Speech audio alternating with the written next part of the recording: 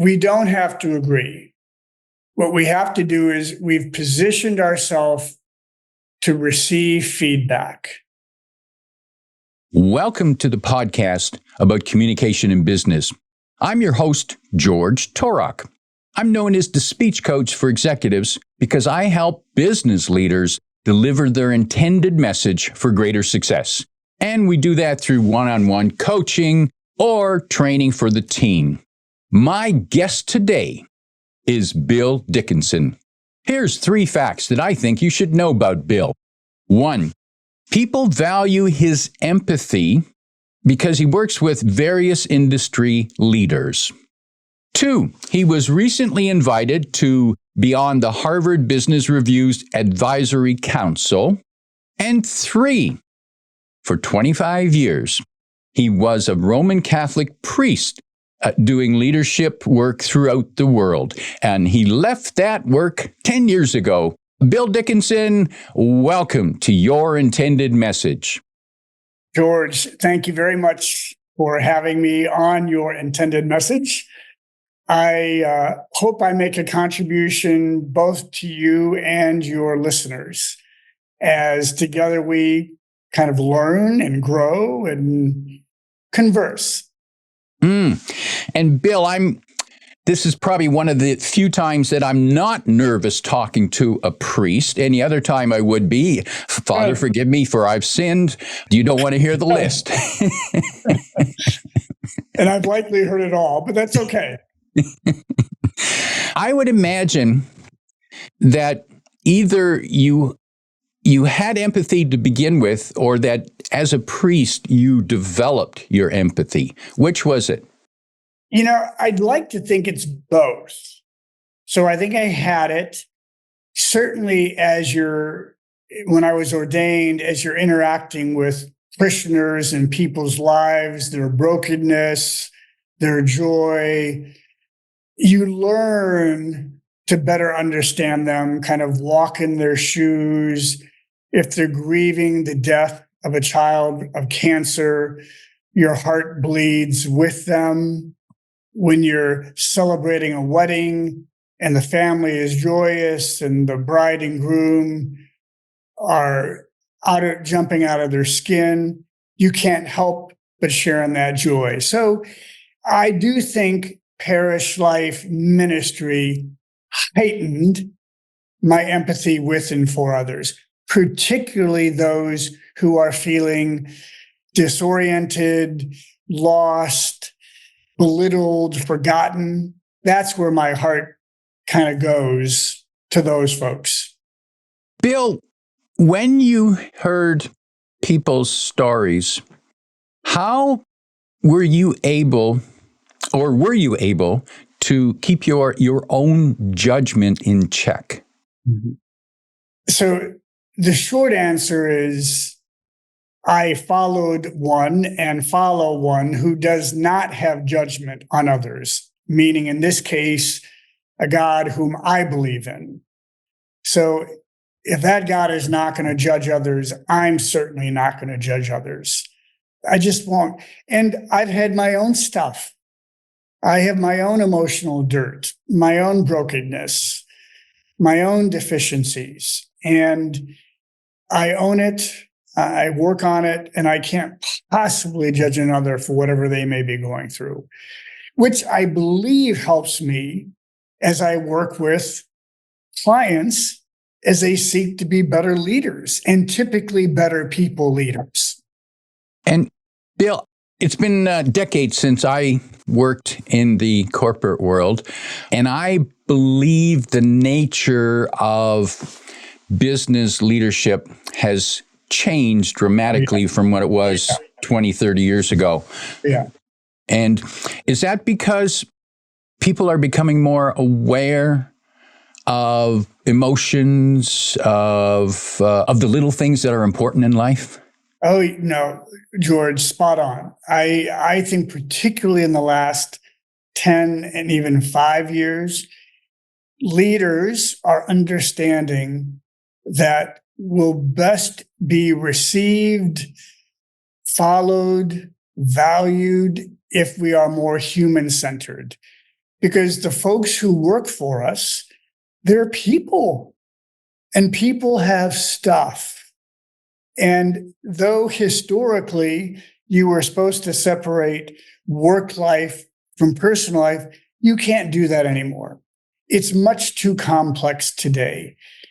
Things are moved too fast. Families are disoriented. Children need attention. So I would be wise as a leader, listening audience, the more that we are open to the emotions of our folks, we're willing to hang with them, have some empathy for them, make some space for them, they will appreciate us more. And bottom line, quite frankly, they're going to perform for us better. So relationships really do lead to results, but it's human-centered today. Empathy wasn't a word that we used. I don't even think I knew the word back in my corporate day. What do you find are some of the mistakes that people make with the concept of empathy?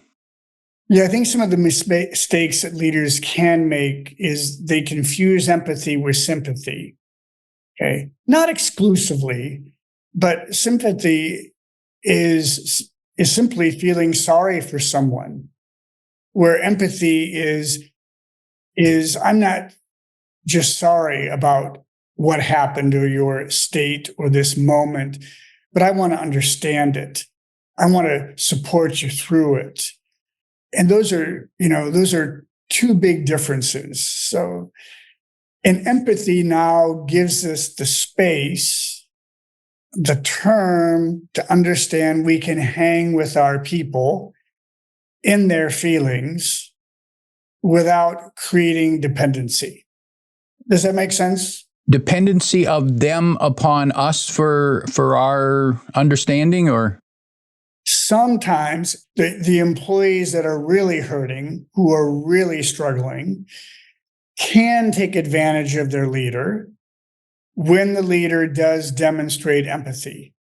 So the leader has to appreciate, I want to understand, I want to support you, but I'm also not going to make a lot of exceptions with and for you. I'm not going to become your counselor. There are still expectations professionally. It's really it's a line, and it's one that I think can be walked actually pretty well if we understand people hurt, yet we have work to do. And I'm going to support you, but I also need you to perform.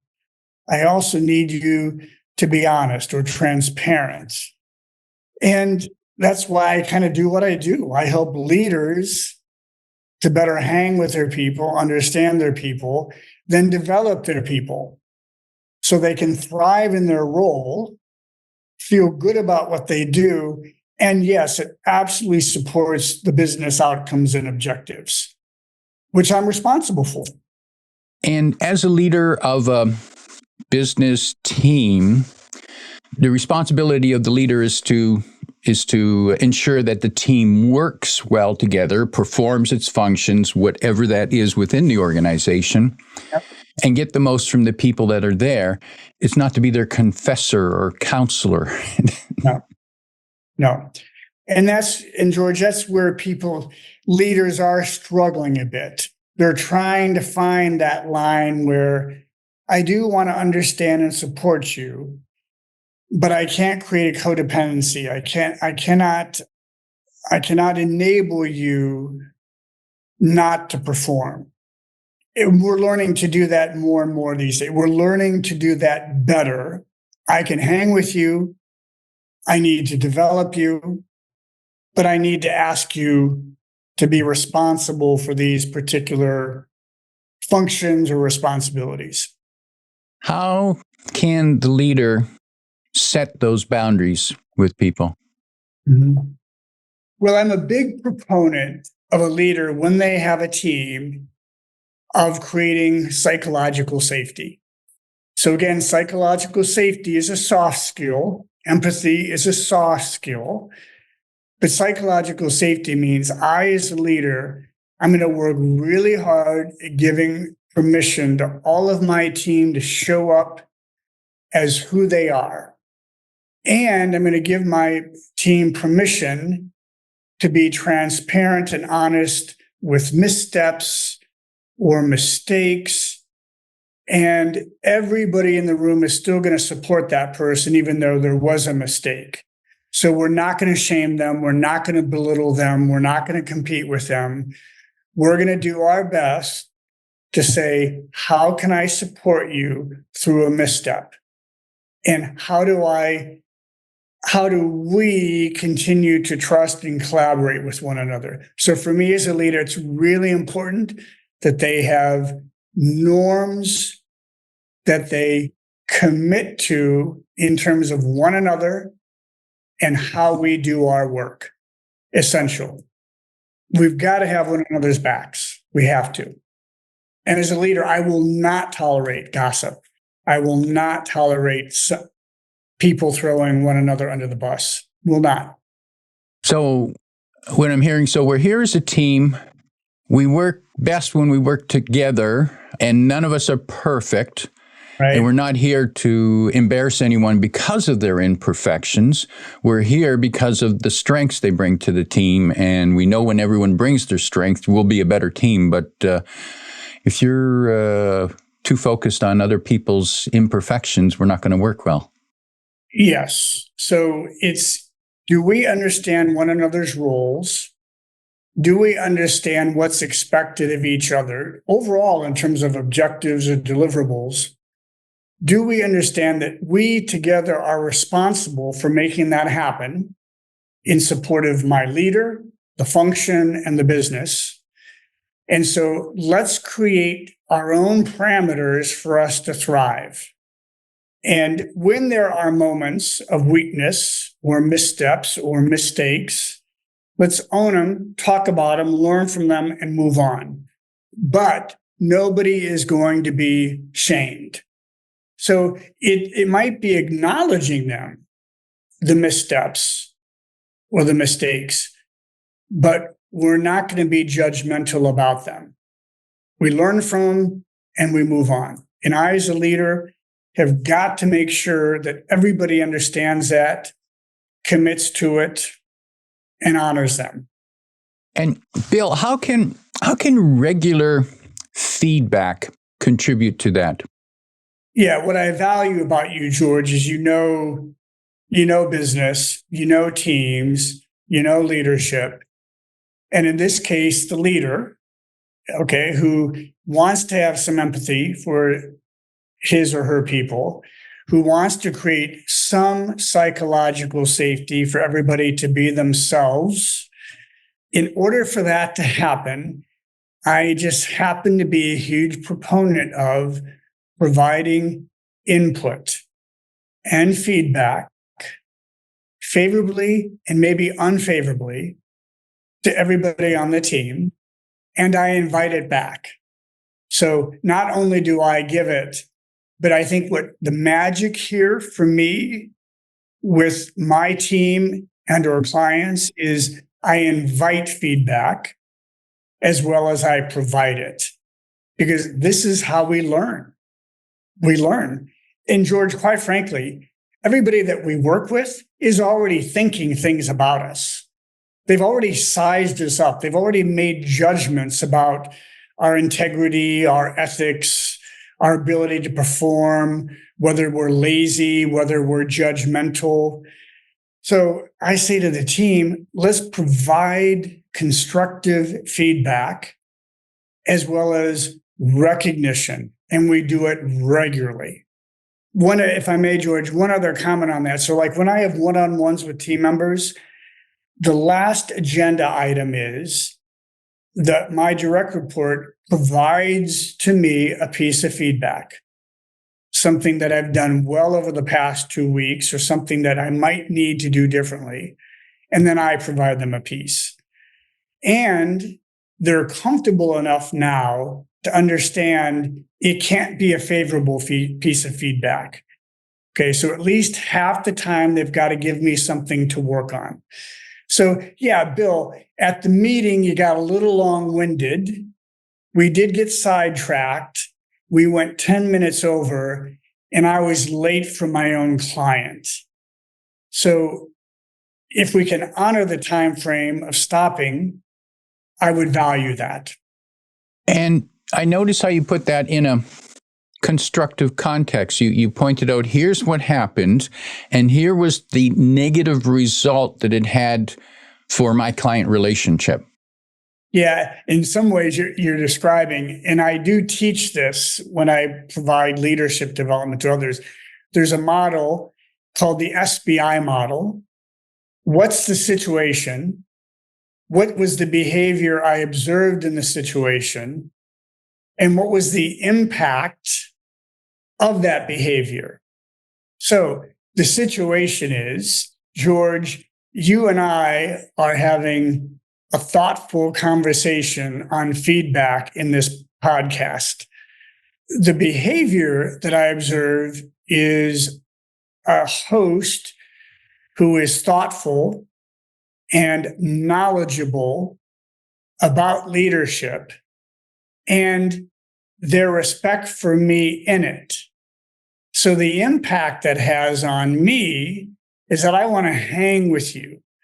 I want to make you look good, and I want to contribute to the quality of this podcast. So your listeners walk away with some new learning. Positive direction. So when that works well, when a leader has that established, that relationship where they can ask their team for feedback, my question is, it's fine when it's working well, but how do you introduce that if you've never done it before and people are looking at, come on, what are you doing here? Are you trying to trick me into something? Yep. So, and it's the right question again, because I do leadership development. So I work with leaders on how to better develop their people, develop their team. What I will say to them is, you want to frame a change in your leadership style or behavior. I'm going to ask you to give me 90 days.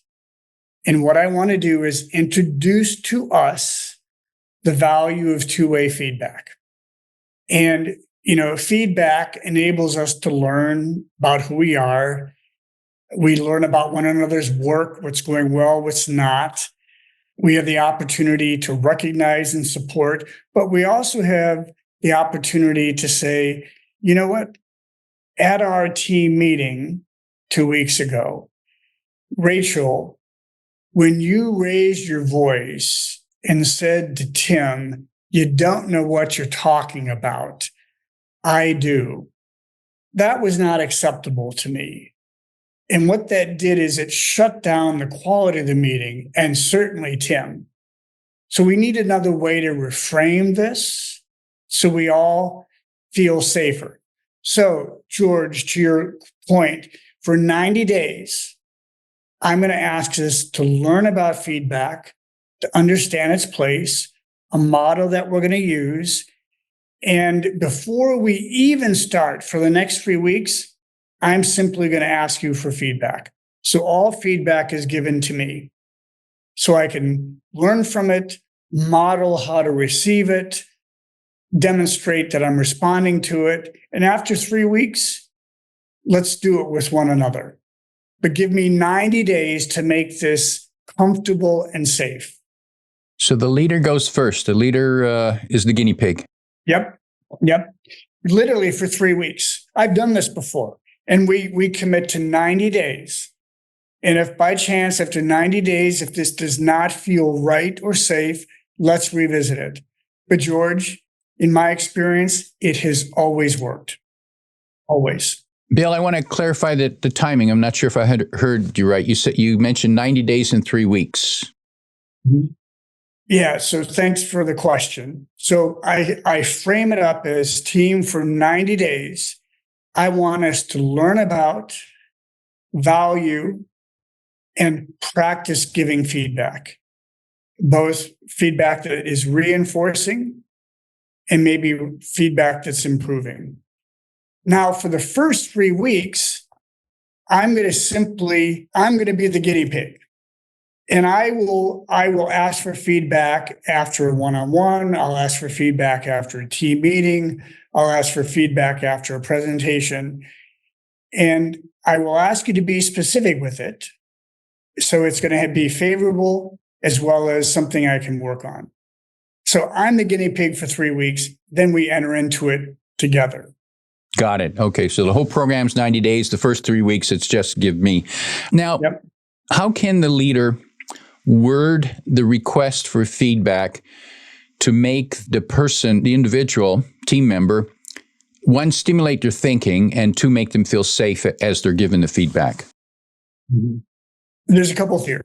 So one is I would suggest to the team this SBI model.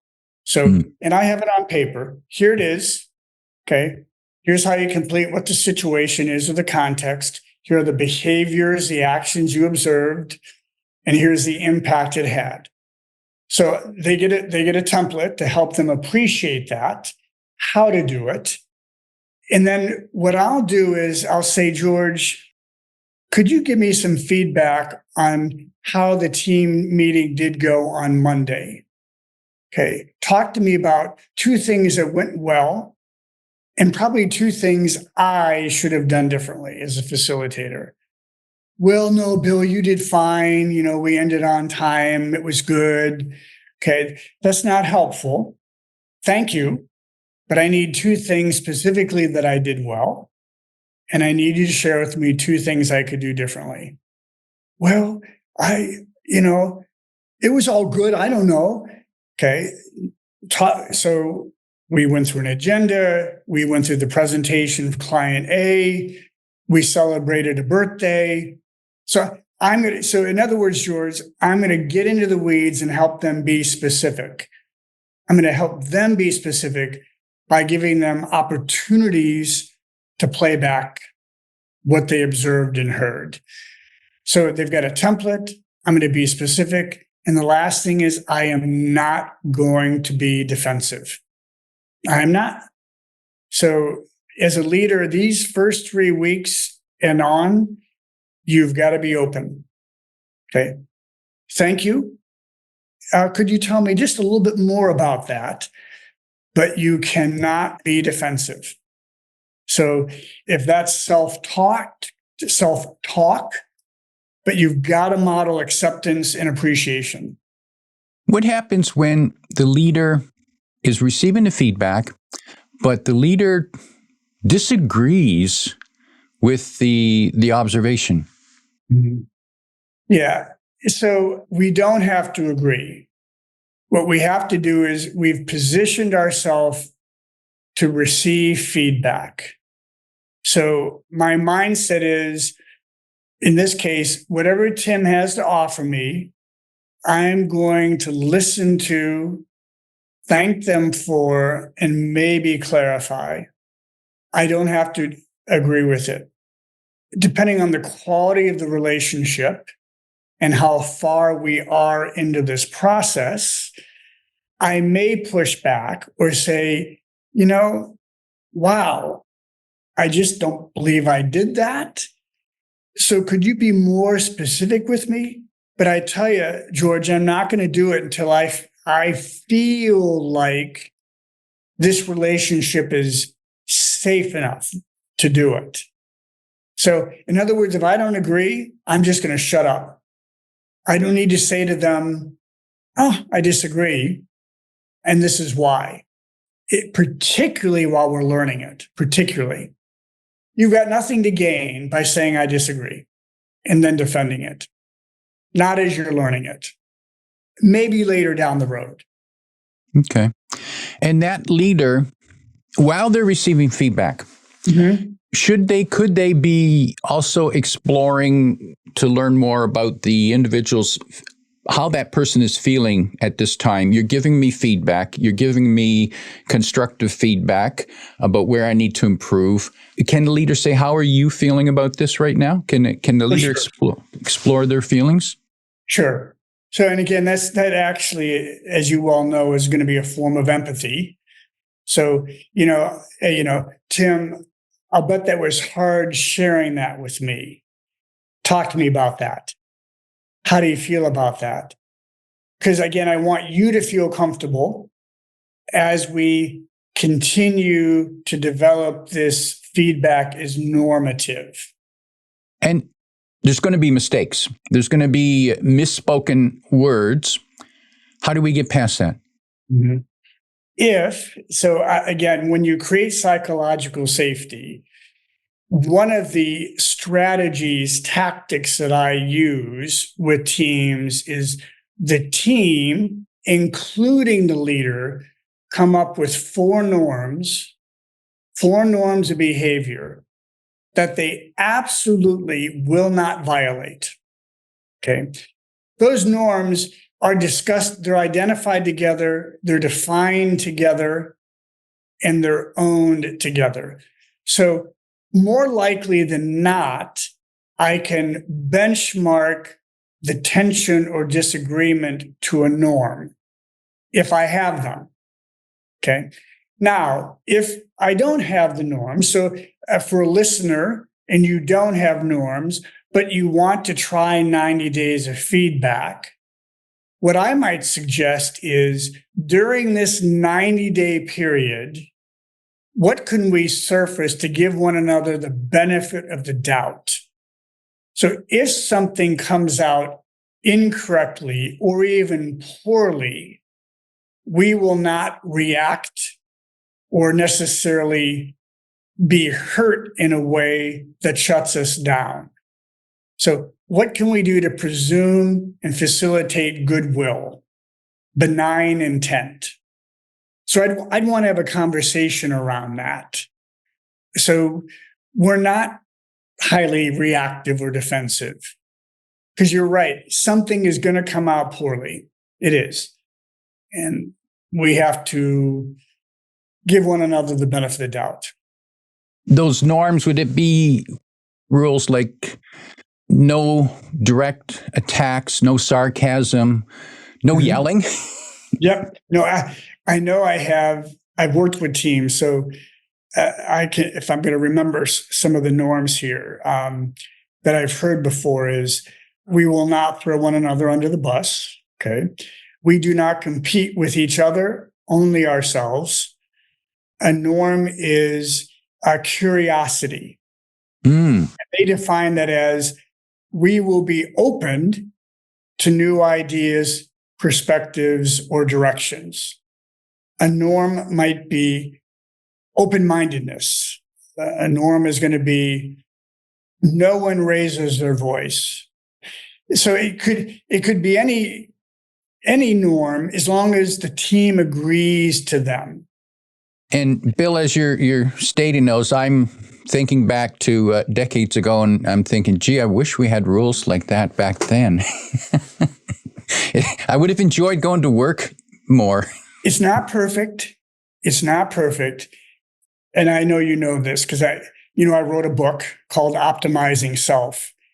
And in the 7th chapter, I have a section on creating psychological safety, which speaks to the 4 norms. And I have a section on feedback. So if by chance a listener wanted some context and some tips, they would find it there. So I really mean that, I'm happy about the book, but I'm just there is a resource that can reinforce some of this if a listener would like that. And a reminder to listeners, the book is called Optimizing Self, a guided workbook to elevate your impact as a leader. And you can find that on Amazon, and you can find that link in the description below. Bill, as we prepare to wrap up, if preparing a leader to introduce the 90-day program to their team, what 1, 2, or 3 pieces of advice would you give that leader to help them launch this program successfully? Mm-hmm. One is be authentic in your desire to invite your team to two-way feedback. and manage and make a commitment in that authenticity, make a commitment to manage yourself or your own triggers. That's number one. The second one that I would recommend is that you do suggest the 90-day time frame as a respectful trial to facilitate transparency, empathy, and productivity. So we're in this together. The third thing, I might suggest that if in doubt around how to handle this or to bring into your team, engage a colleague as a facilitator to help them or help you have the conversation with your team and set the parameters for the 90 days. Those three recommendations I would make. Powerful advice. My guest today is Bill Dickinson, reminding you that you need to create psychological safety for your team. If you like what you heard, tell your friends and post your 5-star review on Apple Podcasts because that helps more listeners find us. Come back every week for more practical insights to help you deliver your intended message. I'm your host, George Torok.